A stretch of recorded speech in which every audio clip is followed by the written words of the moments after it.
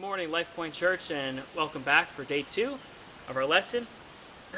Yesterday we talked about Joseph and the predicament that he was in, being in contract or in a covenant, in a marriage contract with Mary, and the circumstances that happened. We know that the Holy Ghost overshadowed Mary and she was found with child, and now Joseph was in a very peculiar situation. It was a public known thing that he was going to be married to Mary. He was under this covenant, and all of a sudden Mary was found to be with child. Now think about how you would feel, how I would feel, and we know that he probably felt all those feelings them himself. And it would take an angel to speak to Joseph, to tell him what was going on, that he would realize that he could go through with this marriage. But before the angel even spoke to him, we understand that Joseph was found to be a just man. So we talk about his rights in that covenant, and we talk about old Mosaic law at the time. That covenant that Mary was under was just as if she were married to Joseph already, and if she was found in adultery, that she was could be rightfully stoned by everyone. A very public and shameful death, and her family would be known for this, and just a horrible execution really in that time.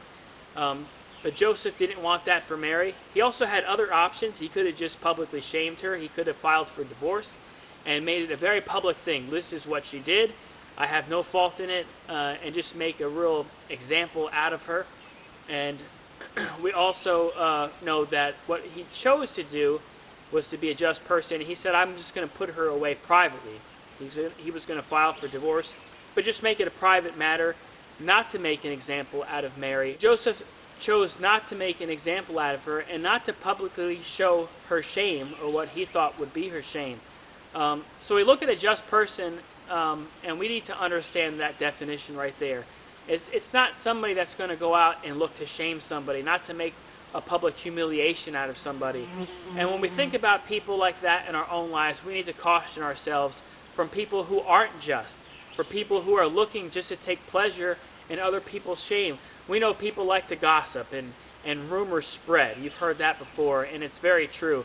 And we need to caution ourselves from that if we want to be a just person, like we have an example in the Bible, or if we know people that aren't just in our life. We need to caution ourselves from gossip, and for people that are looking just to take pleasure in someone's shame. But we shouldn't be a person like that. Sometimes it's unavoidable.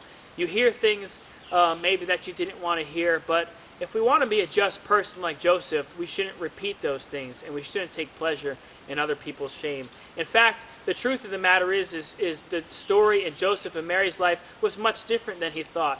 And the same thing for us a lot of times. You hear things or you wonder some things about some people, but many times the truth is much different than what we think.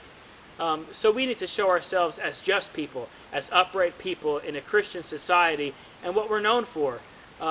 And let's just think about that today. How can we be just? How can we continue to show God's glory in our lives every day? Thank you so much for joining me today. Please continue to come back for day 3 tomorrow.